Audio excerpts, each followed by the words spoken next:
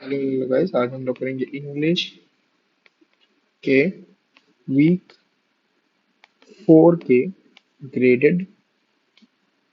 एक सेकंड, इसको थोड़ा सा जूम आउट कर लेता हूँ, फिर दोबारा लिख लेता हूँ।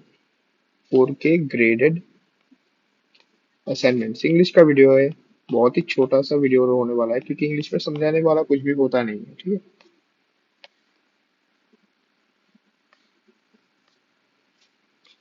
यहाँ पे एक सेंटेंस दिया गया है और इस सेंटेंस को तीन ऑप्शंस में पार्ट किया गया है। बताया गया है कि एक इस सेंटेंस को कितने टुकड़ों में हम लोग पार्ट पार्ट करके मतलब कि जब बोलेंगे, जब इस सेंटेंस को हम लोग अपने मुंह से निकालेंगे तो कितने पार्ट में हम लोग पार्ट पार्ट करके निकालेंगे। ठीक है, तो so far as the ultimate goal is concerned, I think none of us have any apprehension, none of us have any doubt। ठीक है, तो ये है पूरा सेंटेंस। तो हम लोग जब बताएंगे या फिर हाँ किसी को डिक्टेट करेंगे तो कैसे बताएंगे, यह यहाँ पर मेंशन किया गया है तीन ऑप्शंस के द्वारा।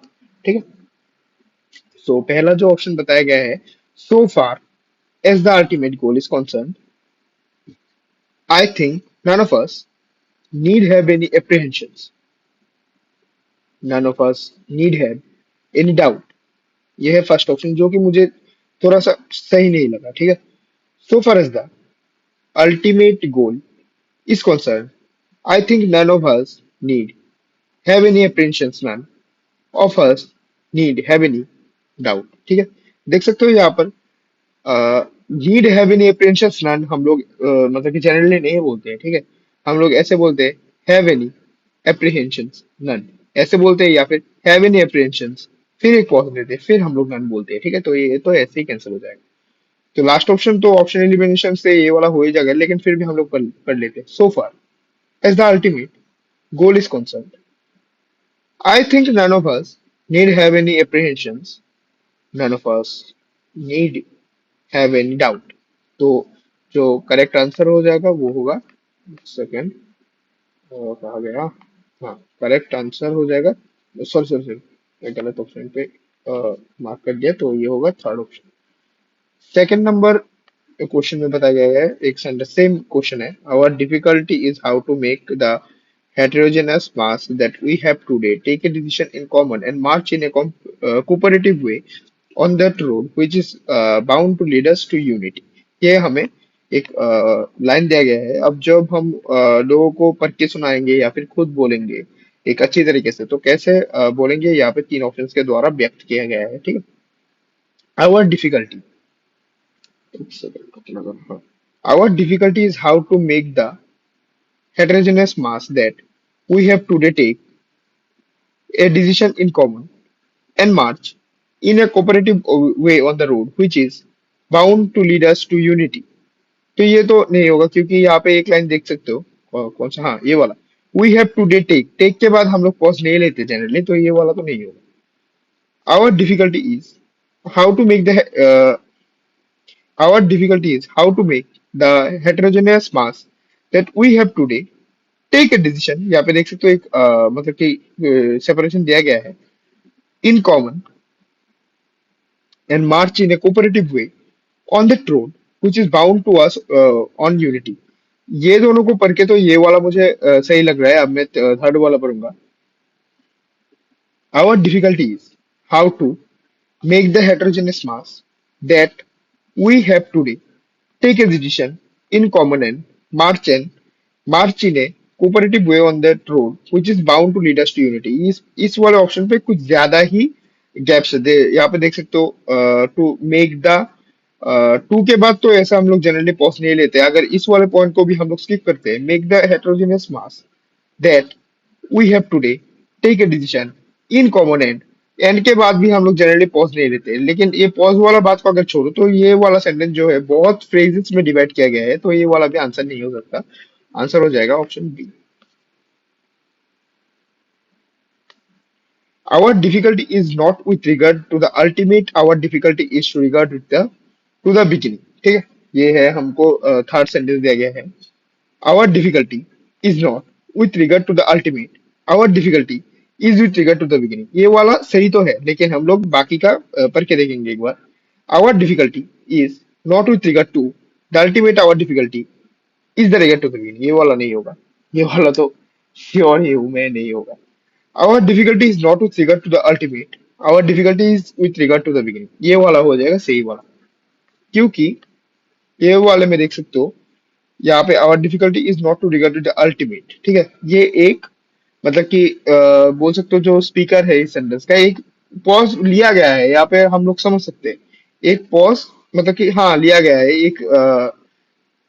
एक स्ट्रेच में ये वर्ड ये लाइन बोल के एक पॉज लिया स्पीकर ने, फिर दूसरा वाला जो है फ्रेज उन्होंने बोला, तो ये वाला हो जाएगा थर्ड ऑप्शन। हम लोग फोर्थ नंबर पे चलते हैं।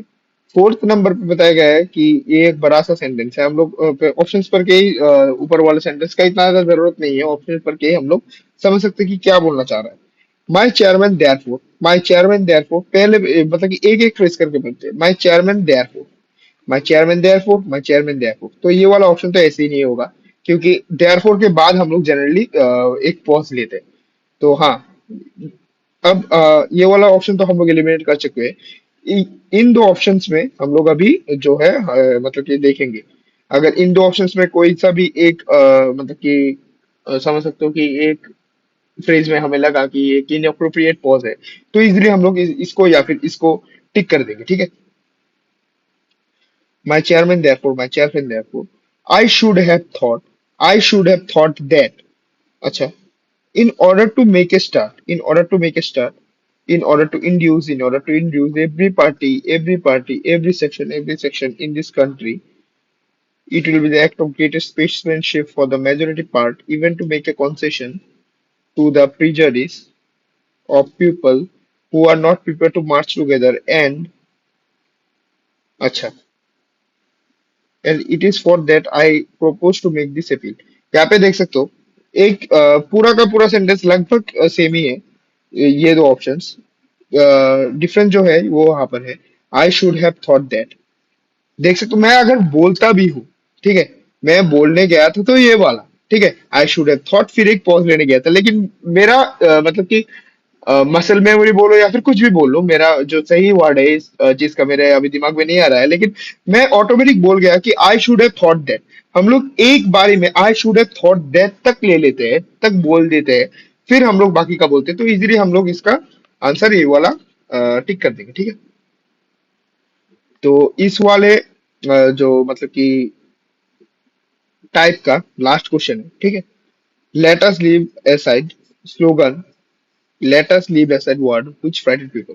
एक बात मैं बताना चाहता हूँ, जो ये बड़े वाले सेंटेंसेस है ना, बड़े वाले ऑप्शंस देख रहे हो, समझ रहे हो कि ज्यादा पढ़ना पड़ेगा, पजल लग रहा है, चुपचाप ऑप्शन एलिमिनेट कर दो, ठीक है।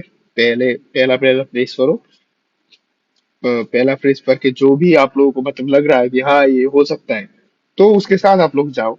अगर दो ऑप्शंस में ऐसा दिख रहा है तो उन दो ऑप्शंस के साथ जाओ, जो तीसरा या फिर चौथा ऑप्शन में अगर वो चीज मैच नहीं कर रहा है तो उनको एलिमिनेट सीधा कर दो, आपको ही बहुत ही जल्दी होगा सॉल्व करने में।